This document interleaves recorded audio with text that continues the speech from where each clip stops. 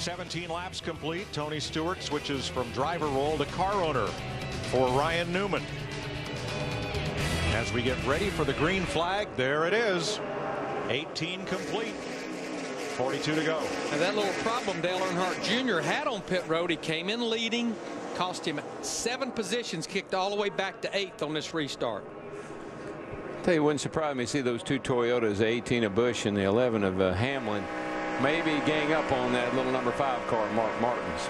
And right now the 2 transfer positions are Mike Wallace in the 71 and A.J. Allmendinger just past Derek Cope, the 1990 Daytona 500 winner, for the 2nd spot. Another guy that's hanging in there. I noticed in that first run there is the 96 car, Bobby Labonte, in the Ask.com car, right there in 4th spot, doing a really nice job with his car.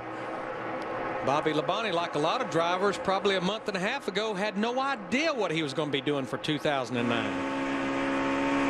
A lot of folks thought he might go to Ganassi Racing in the 41. That didn't happen. Ganassi ended up merging with Earnhardt Inc. And then this opportunity developed, and Bobby finds himself in a Ford for Doug Yates. Now, just an update on Ryan Newman in that 39 car. Remember, he had the tire problem, had to come to pit road under green at lap 13. But right now, he's on the lead lap in the top 10, getting a little help from Kevin Harvick down the back straightaway. He's in 9th right now. And a change on the bubble. Regan Smith now up to 2nd in class, passing Allmendinger, as did Travis Kvapil. So Mike Wallace and Regan Smith are in the transfer spots. 71 and 78, and here comes Kvapil battling back to take the bubble spot away from Smith. You know, one of the problems with having a tire problem is now every time Ryan Newman feels that car do something that he doesn't expect it to do, he's going to be convinced he's got a tire problem.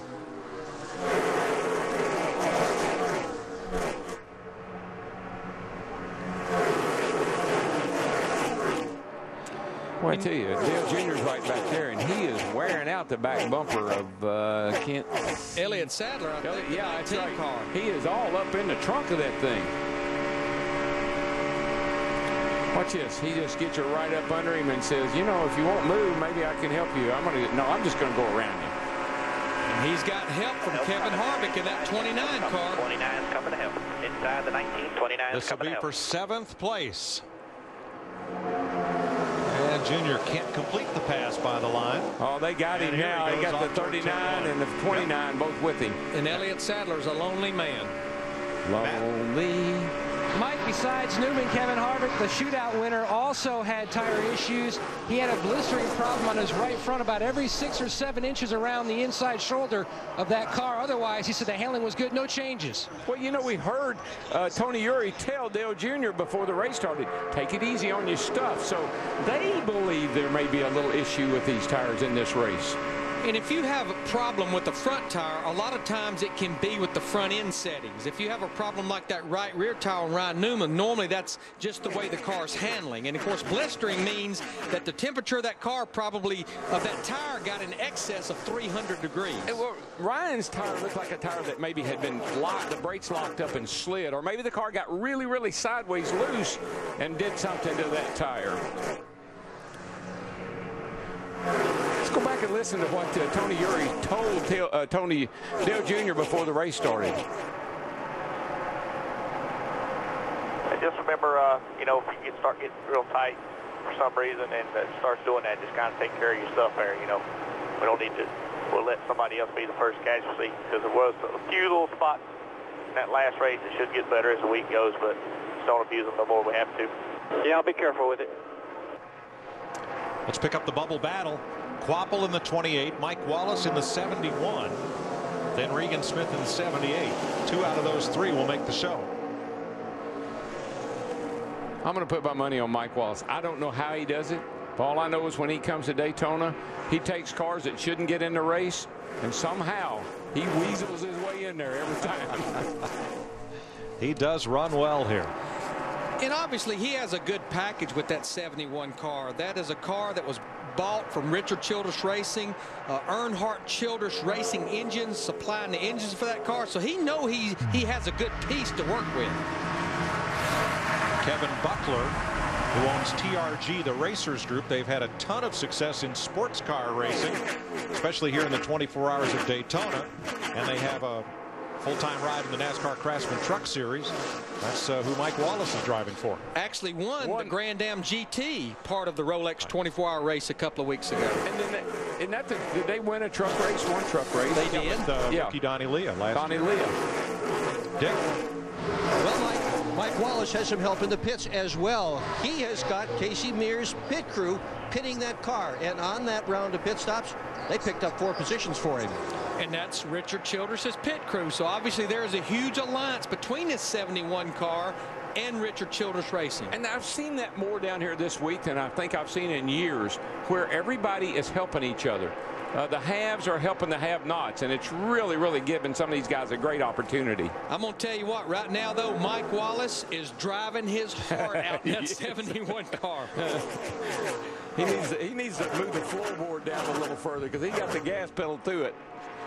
25 laps complete. Wallace is 14th. Travis Kvapil 13th. Regan Smith and Humdinger. A.J. Allmendinger 44, 2 spots away from qualifying. He does not have a fast enough speed to fall back on. His only shot for the 500. Race his way in. And the way he ran in the Budweiser shootout, I would have thought that car would be able to keep up. Looks like they may be having to adjust on it a little bit to get it right for the day's over with. And that's Jeremy Mayfield coming into the picture, 41, right behind Allmendinger. Oh, this is a humdinger of a battle for the last spot in the Daytona 500 right here. Yeah, that team of Jeremy Mayfield, like a lot of race teams, it was just put together about a month ago to try to come down here and qualify for the 500, and their hopes would be to move forward and try to run a lot more races even after this weekend in the 41 car. You know what I always liked about situations like some of these guys are in? You go out and you get all the equipment, you get everything put together that it takes to come down here, and then you hope and pray when you get back home you got enough money left over to pay for it. And again, left Mike Wallace. Regan Smith in the 78 passes Wallace. Here comes Allmendinger with his one and only chance to make the 500. I can tell you, it in. AJ's car is not handling all that great. Looks like they got that thing stepped out a little bit too, Larry. Looks like they got her kind of crossed up in the wind. And they know they've got a fast race car in the middle of those cars there. Juan Pablo Montoya in the 42 car, of course, had that miscue completely in another pit box on that last caution, working his way back to the front. Yeah, Montoya's 42 and the 19 of Sadler are not part of this battle. They are in the 500. Everybody else in your picture is trying to be one of the 2 race-in cars. Travis Kvapil in the first of those transfer spots. One of these drivers hopeful of the second. Now that's A.J. Allmendinger's teammate that he's following now, Elliott Sadler in that 19 car. I've got to believe what A.J. would love to do is stay hooked to the rear bumper of that 19 car and hope that 42 car of Montoya keeps pushing.